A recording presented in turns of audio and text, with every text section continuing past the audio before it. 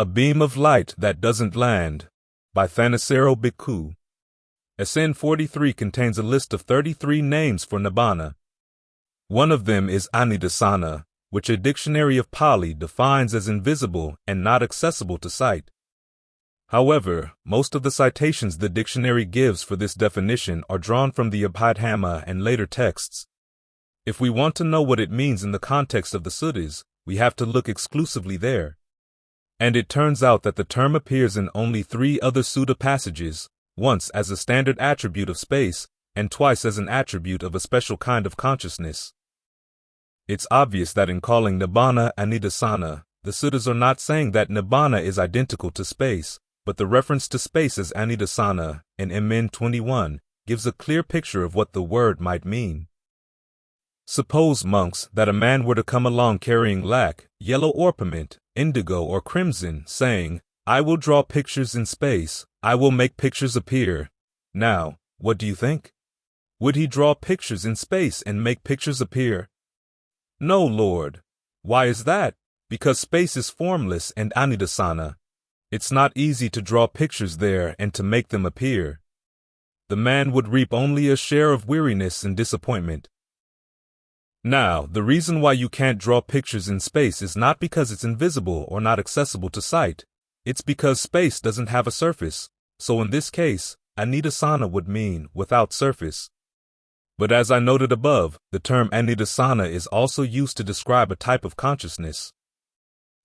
This raises a question. What would it mean for consciousness to be without surface? The answer is suggested by a pair of similes in SN 1264. There the Buddha is describing the difference between consciousness that has passion for the 4 nutriments of consciousness and consciousness that has no passion for those nutriments. The simile for passionate consciousness picks up MN 21's image of painting pictures, although here there is a surface. Just as, when there is dye, lac, yellow orpiment, indigo, or crimson, a dyer or painter would paint the picture of a woman or a man, complete in all its parts, on a well-polished panel or wall or on a piece of cloth. In the same way, where there is passion, delight, and craving for the nutriment of physical food. Contact, intellectual intention, consciousness lands there and increases. Where consciousness lands and increases, there is the alighting of name and form. Where there is the alighting of name and form, there is the growth of fabrications. Where there is the growth of fabrications, there is the production of renewed becoming in the future. Where there is the production of renewed becoming in the future, there is future birth, aging, and death, together, I tell you, with sorrow, affliction, and despair. The simile for consciousness without passion for the 4 forms of nutriment, awakened consciousness, removes the wall. Just as if there were a roofed house or a roofed hall having windows on the north, the south, or the east. When the sun rises and a ray has entered by way of the window, where does it land? On the western wall, Lord. And if there is no western wall, where does it land? On the ground, Lord. And if there is no ground, where does it land? On the water, Lord. And if there is no water, where does it land? It doesn't land, Lord. In the same way, where there is no passion for the nutriment of physical food, contact, intellectual intention, consciousness, where there is no delight, no craving, then consciousness does not land there or increase. Where consciousness does not land or increase, there is no alighting of name and form. Where there is no alighting of name and form, there is no growth of fabrications. Where there is no growth of fabrications, there is no production of renewed becoming in the future. Where there is no production of renewed becoming in the future, there is no future birth, aging, and death. That, I tell you, has no sorrow, affliction, or despair. The fact that this is a simile for awakened consciousness is reinforced by the word the Buddha uses here for not landing, apatithita, literally, unestablished. This is an adjective used in several suttas to describe the consciousness of an awakened one. For example, then the Blessed One went with a large number of monks to the black rock on the slope of Isagili. From afar he saw Venvakali lying dead on a couch. Now, at that time a smokiness, a darkness was moving to the east, moving to the west, moving to the north, the south, above, below, moving to the intermediate directions. The Blessed One said, "Monks, do you see that smokiness, that darkness?" "Yes, Lord." "That's Mara, the evil one. He's searching for the consciousness of Vakali the clansman. Where is the consciousness of Vakali the clansman established? But monks, through unestablished consciousness, Vakali the clansman has totally unbound. SN 2287. If a monk abandons passion for the property of form, feeling, perception, fabrications, consciousness, then owing to the abandoning of passion, the support is cut off, and there is no establishing of consciousness. Consciousness, thus unestablished, not increasing, not concocting, is released. Owing to release, it is steady. Owing to steadiness, it is contented. Owing to contentment, it is not agitated. Not agitated, he, the monk, totally unbinds right within. He discerns that birth is ended, the holy life fulfilled, the task done. There is nothing further for this world. For one knowing in this way, seeing in this way, monk, there is the immediate ending of effluence. SN 2255. So the image of consciousness without surface would appear to be the same as unestablished consciousness, i.e., the consciousness of an awakened one. One of the two references in the suttas to consciousness without surface seems to bear this out. The Buddha is reporting a conversation with Baka Brahma. Having directly known the all as the all, and having directly known the extent of what has not been experienced through the allness of the all, I wasn't the all, I wasn't in the all, I wasn't coming forth from the all, I wasn't, the all is mine.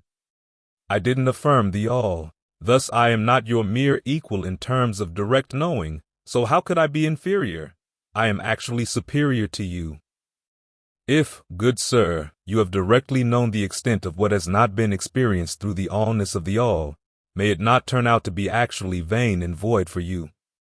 Consciousness without surface, without end, luminous all around, has not been experienced through the allness of the all. MN 49. The word all in this passage has to be understood in line with how it's defined in SN 3523. What is the all? Simply the eye in forms, ear in sounds, nose in aromas, tongue in flavors, body and tactile sensations, intellect and ideas. This, monks, is called the all. Anyone who would say, repudiating this all, I will describe another, if questioned on what exactly might be the grounds for his statement, would be unable to explain, and, furthermore, would be put to grief. Why? Because it lies beyond range. This means that consciousness without surface is not known through any of the 6 internal or external sense media that constitute the all. Although nothing beyond this all can properly be described, MN 49 makes it clear that what is not experienced through this all can be directly known. In fact, it's this direct knowledge that makes the Buddha, and by extension, all those who are fully awakened, superior to the Brahmas. This fact has to be kept in mind when reading other passages in the suttas that allude to this direct knowledge, because translators who don't believe in this possibility have tended to render these passages in ways that deny it. Take, for instance, SN 35 to 117. Therefore, monks, that dimension should be experienced where the eye ceases and the perception of form fades. That dimension should be experienced where the ear ceases and the perception of sound fades. That dimension should be experienced where the nose ceases and the perception of aroma fades. That dimension should be experienced where the tongue ceases and the perception of flavor fades. That dimension should be experienced where the body ceases and the perception of tactile sensation fades. That dimension should be experienced where the intellect ceases and the perception of idea fades. That dimension should be experienced. SN 35 to 117. Here I've rendered the word veditabe as to be experienced. Some translators, believing that nothing can be experienced outside of the 6 sense media, have rendered veditabe as to be understood or to be inferred.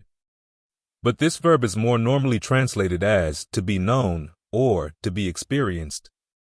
And because, 1, the Buddha is obviously talking about Nibbana in this passage, and the duty with regard to Nibbana is to realize it, not just to understand or infer it, and 2, as we have seen, this dimension can be directly known, then, to be experienced, seems to be the proper translation here.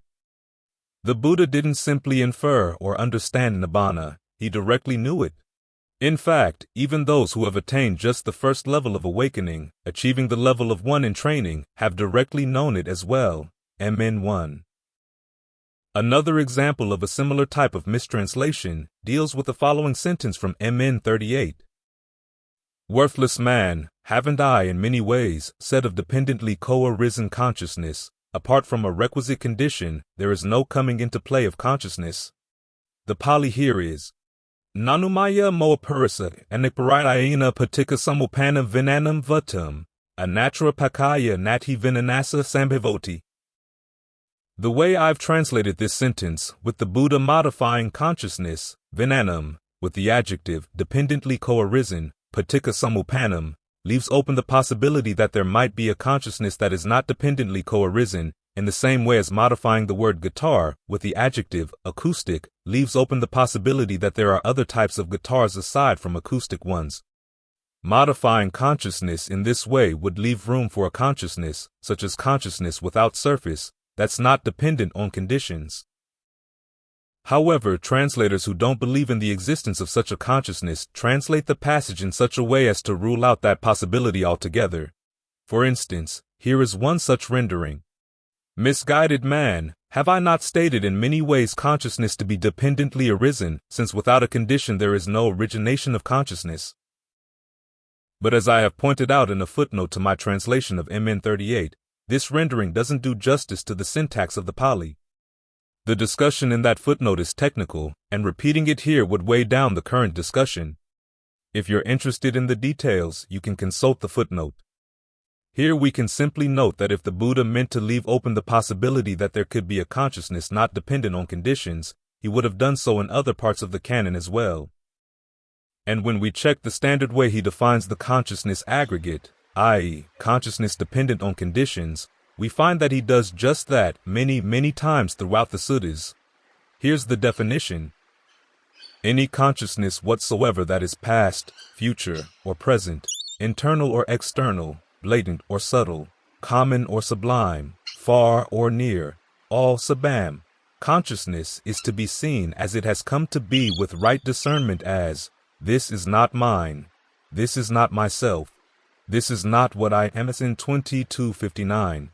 The word, all, as we have seen, is limited to the range of the 6 sense media. Because the consciousness aggregate is limited to all consciousness, that means that consciousness without surface, which is not experienced through the all, would lie outside the range of the consciousness aggregate. Further, because the definition of the consciousness aggregate covers all consciousness in space and time, far or near, past, future, or present, consciousness without surface would have to lie outside of the dimensions of space and time. And several descriptions of the dimension where the all ceases show that it's a dimension in which the basic defining factors of space and time, in fact, do not appear. For instance, a passage in Ood 8-1 states that this dimension contains none of the activities that define the experience of time, such as coming, going, or staying in place. And there, I say, there is neither coming, nor going, nor staying, neither passing away nor arising, unestablished, unevolving, without support, or object. Ood 8-1. A passage in Ood 8-4, which is repeated in MN 144 and SN 3587, adds that this dimension also lacks the coordinates that define space, here, there, or between the two. There being no coming or going, there is no passing away or arising. There being no passing away or arising, there is neither a here nor a there nor a between the two. This, just this, is the end of stress.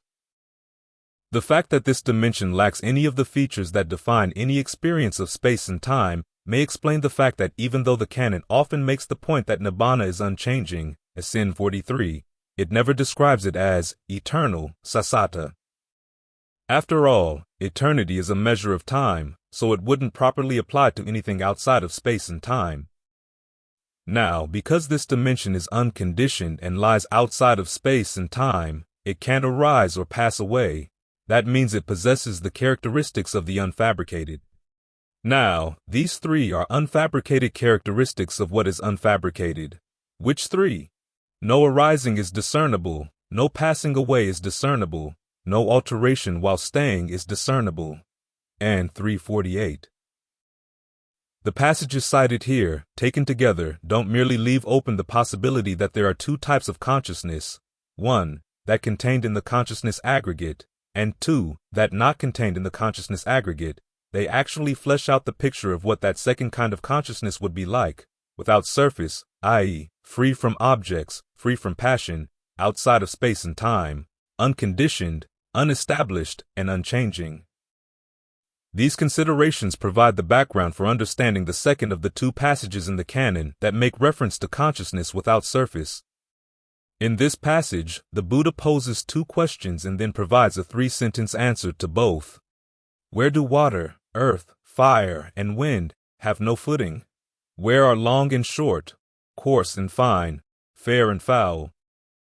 Where are name and form, brought to a stop without trace? And the answer to that is, consciousness without surface, without end, luminous all around. Here water, earth, fire, and wind have no footing. Here long and short, coarse and fine, fair and foul. Here name and form are brought to a stop without trace, with the cessation of consciousness. Each is here brought to a stop. DN 11. The verses giving the answer here contain a paradox. On the one hand, they refer to consciousness without surface as the place where name and form, mental and physical phenomena, are brought to a stop. On the other, they say that these phenomena are brought to a stop with the cessation of consciousness. There have been some attempts at resolving this paradox based on the assumption that Nibbana is not a type of consciousness. Two in particular are worth discussing. The first assumes, in effect, that consciousness without surface is the answer to both of the questions posed by the Buddha. In other words, it's where the four physical properties of water, earth, fire, and wind find no footing, and it's also where name and form are brought to a stop. However, this interpretation goes on to assume that Nibbana is not a type of consciousness, so consciousness without surface must refer to the arhat's meditative experience of Nibbana rather than to Nibbana itself. This, however, would make Nibbana an object of the sixth sense, the intellect, manas. That means that it would come under the term, the all. But as MN 49 makes clear, consciousness without surface is not experienced through the all. Also, because this interpretation assumes that consciousness without surface comes under the consciousness aggregate, it would have to end at death. But given that this consciousness is independent of the all, and that the death of the arhat is simply described as, this all grows cold right here, ITI 44, then the growing cold of the all would have no effect on it. So for these reasons, this first interpretation can't be accepted.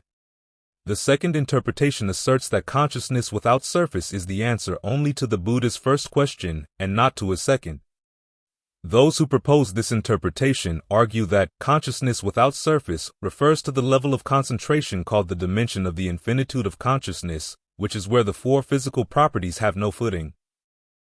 They go on to argue that name and form are brought to a stop only with the cessation of the aggregate of consciousness, which, according to them, covers consciousness both with and without surface. This interpretation, however, doesn't make rhetorical sense, nor does it fit in with the context provided by MN 49. To address the rhetorical issue first, this interpretation assumes that both mentions of the word here, Ṭha, at the beginning of both lines in the second sentence of the Buddha's answer, refer solely to the cessation of any possible form of consciousness, and not to the presence of consciousness without surface.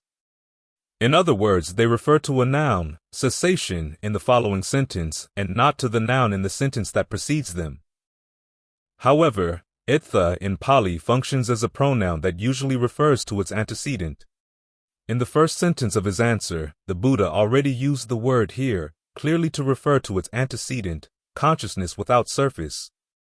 This established a precedent, leading any listener to assume that the repeated use of here in the second sentence would refer to the same antecedent as the here in the first.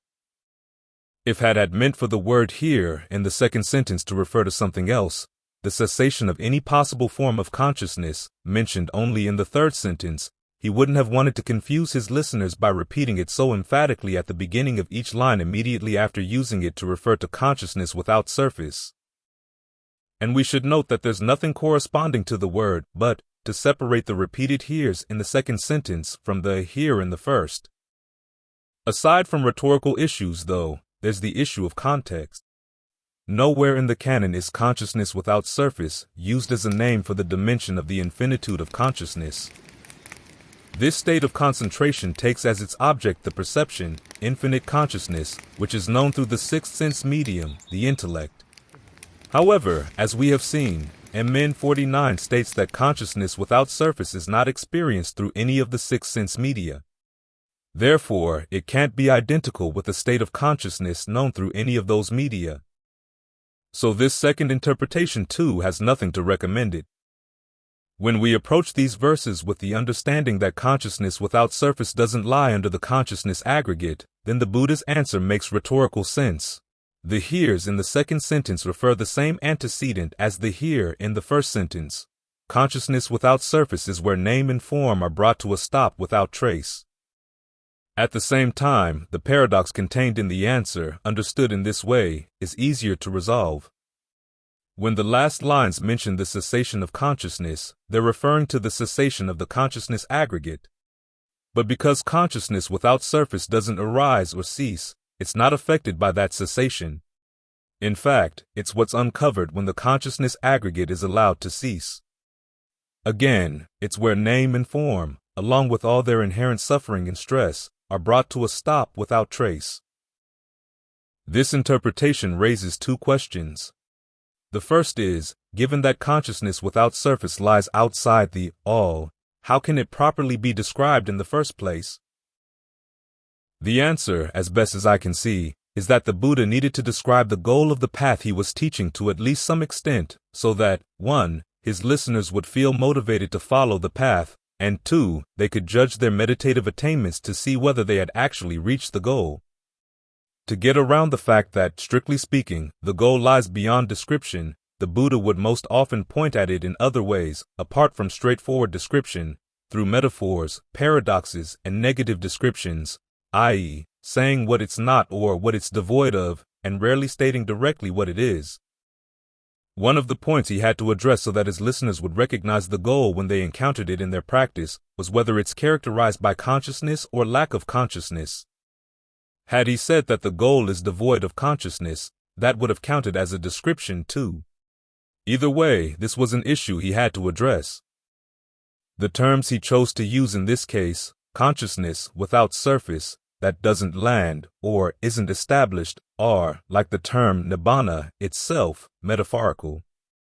Without defining what surface he's talking about, the term consciousness without surface calls to mind the simile of the light beam in SN 1264, and it serves the positive purpose of showing that Nibbana is not a state of unconsciousness or total blanking out.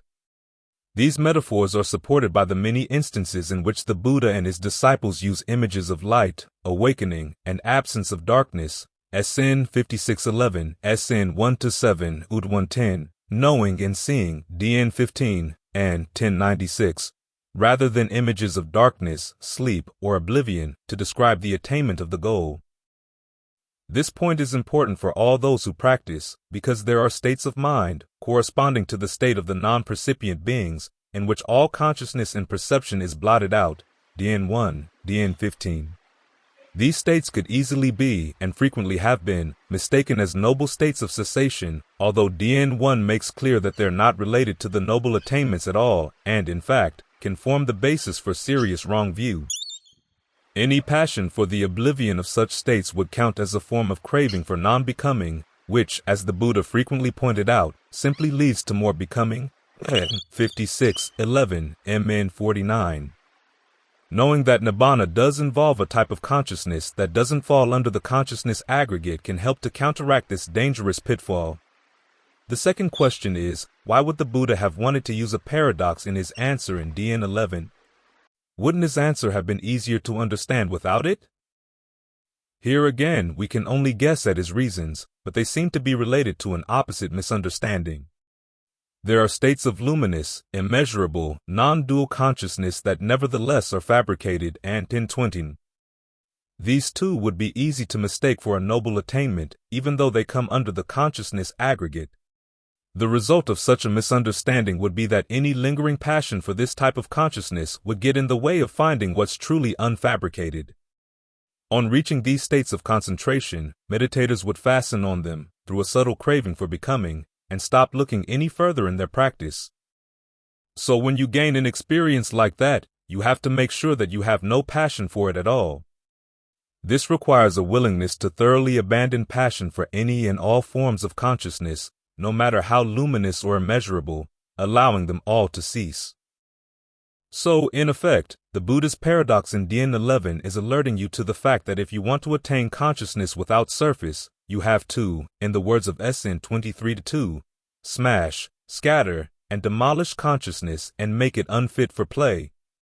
Practice for the ending of craving for consciousness, because the ending of craving is unbinding. Given that consciousness without surface can't cease and can't be destroyed, it'll stand up to rough treatment,